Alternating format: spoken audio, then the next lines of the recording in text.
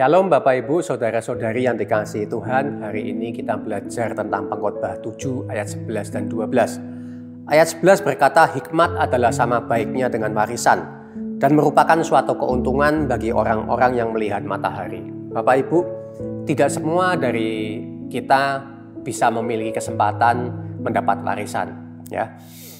Bagaimana dengan orang-orang tidak mendapat warisan? Kalau mendapat warisan tentu dia akan bahagia. Di sini firman Tuhan berkata hikmat sama baiknya dengan warisan. Kenapa kok bisa? Karena hikmat adalah personifikasi atau gambaran dari Kristus itu sendiri. Memiliki Kristus itu sama baiknya, bahkan lebih daripada warisan. Kenapa? Karena Kristus dapat memimpin hidup kita. Sehingga kita dapat hidup dengan berhikmat. Sehingga kita dapat hidup dengan baik. Kita dapat menjalani hidup kita dengan berkat-berkat yang dari Tuhan. Dan keuntungan hidup yang dipimpin oleh Kristus itu adalah keuntungan yang bisa kita nikmati sepanjang hidup kita sekarang maupun kehidupan kita yang akan datang atau dalam kehidupan kekal. Warisan hanya bisa kita nikmati sepanjang kita hidup di dunia ini.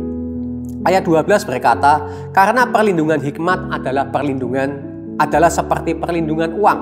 Dan beruntunglah yang mengetahui bahwa hikmat memelihara hidup pemilik-pemiliknya. Saudaraku, Kristus memelihara hidup kita lewat firman-Nya.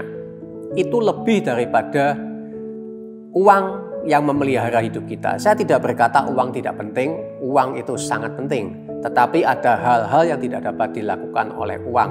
Dan itu dapat dilakukan oleh Tuhan. Tuhan memelihara hidup kita, memberikan kita damai sejahtera, memberikan kita ketenangan, memberikan kita kekuatan. Di masa-masa hidup kita penuh dengan badai, penuh dengan masalah. Dan itu tidak dapat kita beli dengan uang. Mengenal firman Tuhan itu luar biasa, saudara. Kita anak Tuhan harus mengenal firman Tuhan. Tetapi kalau kita mengalami penggenapan firman Tuhan itu jauh lebih dahsyat.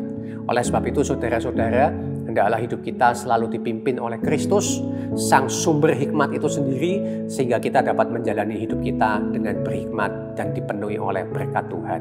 Amin.